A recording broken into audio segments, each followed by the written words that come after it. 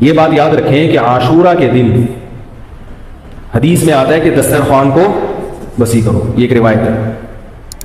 میں نے پچھلے سال اس مسئلے کی خوب تحقیق کی تھی، اس کا میں خلاصہ بیان کر رہا ہوں. عاشورہ کے دن دسترخوان وسیع کرنے کے بارے میں جتنی بھی حدیثیں ہیں کوئی بھی صحیح حدیث بولو بھائی نہیں. پہلی بات تو یہ ہو گئی.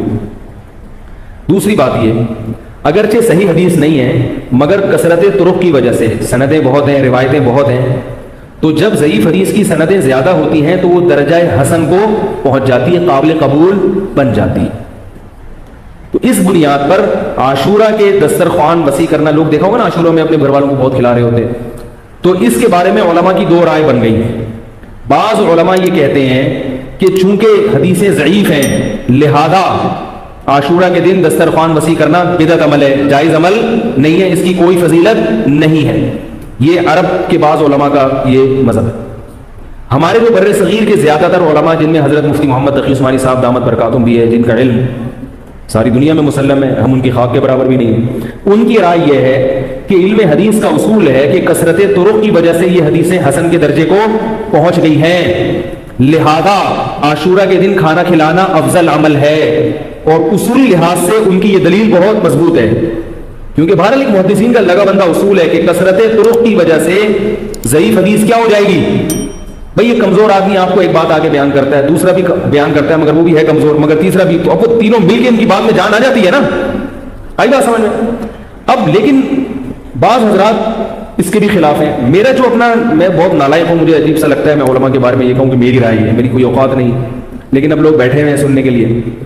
میں نے جب اس مسئلے کی تحقیق کی تو اصولی اعتبار سے تو حضرت مفتی محمد تقی عثمانی صاحب جو ہمارے بزرگوں کے بھی بزرگ ہیں، ان کی بات بالکل ٹھیک ہے کہ کثرت طرق کی وجہ سے حدیث حسن کو پہنچ گئی ہے. لیکن ایک مجھے علمی اشکال ہے اس میں، وہ اشکال یہ ہے کہ اگرچہ حدیث کثرت طرق کی وجہ سے حسن ہے، قابل قبول ہے، مگر حدیث حسن ہو یا صحیح ہو اس وقت لی جائے گی جب اس سے زیادہ صحیح حدیث کی مخالفت نہ ہو رہی ہو.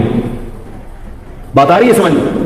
عاشورہ کے دن روزہ رکھنے والی جو حدیث ہے وہ متفق علیہ صحیح ہے، بخاری اور مسلم، اس کی سند بالکل بے غبار ہے. کھانا کھلانے والی حدیث میں اشکالات ہیں، تو روزہ اور کھانا جمع سمجھ میں نہیں آ رہا. بھئی روزہ اور کھانا جمع، بھئی روزہ رکھنے میں بھوکا رہنے کا حکم آ رہا ہے، تو خود کرو گے تو پھر پبلک گھر والوں کو بھی روزہ رکھاؤ گے نا، اور کھانا کھلانا بالکل اس کے اپوزٹ ہے. تو اس لیے مجھے اس بارے میں علامہ ابن تیمیہ رحمہ اللہ تعالیٰ کی رائے زیادہ صحیح معلوم ہوتی ہے کہ وہ کہتے تھے کہ بعض شامی لوگوں نے یہ حدیث گڑھی ہے اور ان کا مقصد تھا شیعہ لوگوں کی مخالفت. بعض سنیوں نے شیعوں کی مخالفت میں بھی غلو کیا ہے. شیعہ اس دن کو منحوس سمجھتے ہیں تو انہوں نے نحوست ختم کرنے کے لیے حدیثیں گڑھی، کھلاؤ پلاؤ، عید کا دن بنا دیا اس کو. سمجھ میں آ رہی ہے بات؟ تو شیعہ کی مخالفت میں بعض لوگوں نے ایسی روایتیں گڑھی ہیں کہ تاکہ یہ دن کھانا پینا ہو، اور روزے میں تو ظاہر ہے صبر کرنا پڑتا ہے نا، تو شیعوں کی مخالفت میں غلو کیا ہے بعض لوگوں نے. تو اس لیے میری جو ذاتی ٹوٹی پھوٹی رائے ہے، ناقص رائے ہے کہ روزے والی حدیث بہت مضبوط ہے، اور یہ جو کھانا کھلانے والی حدیث ہے یہ اس کے اپوزٹ ہے. اگرچہ یہ بھی حسن ہے، لیکن جب زیادہ صحیح حدیث کی مخالفت ہوگی، احناف کا، فقہ حنفی کا تو اصول ہے کہ خبر واحد اگر قرآن کے خلاف ہو تو وہ قابل قبول نہیں ہوتی.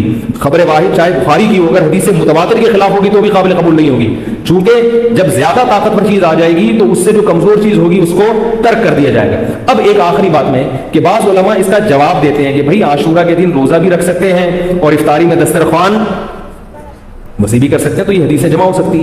اور بعض نے یوں تطبیق دی کہ خود روزہ رکھو لیکن گھر والوں کو بولو بھائی خوب کھلاؤ پلاؤ، دن میں کھلاؤ.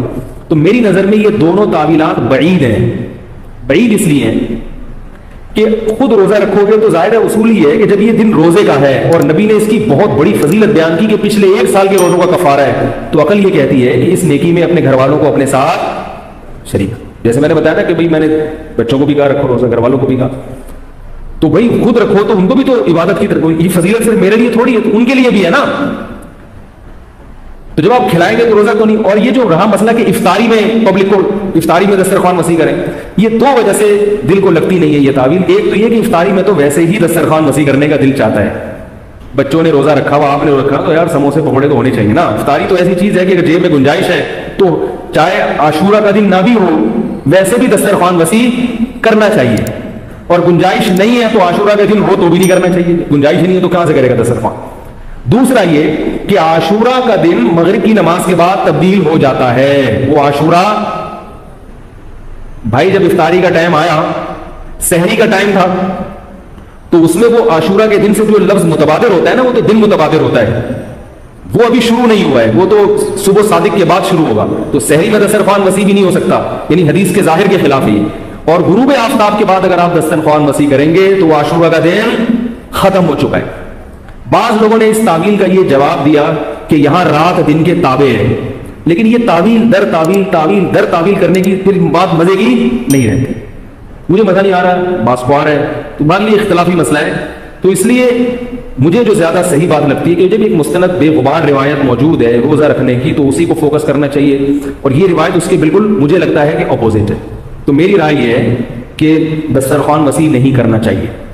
ویسے تو جب چاہیں وسیع کر لیں، بچوں کو خوب کھلائیں پلائیں، لیکن خاص عاشورہ کے دن اس کی میرے خیال میں کوئی فضیلت نہیں ہے. البتہ اتنے بڑے علامہ ہیں حضرت مفتی تقی صاحب، ہم ان کی خاک کے برابر بھی نہیں ہیں، تو ان کی رائے کو اگر کوئی فالو کرتا ہے تو بھی ٹھیک.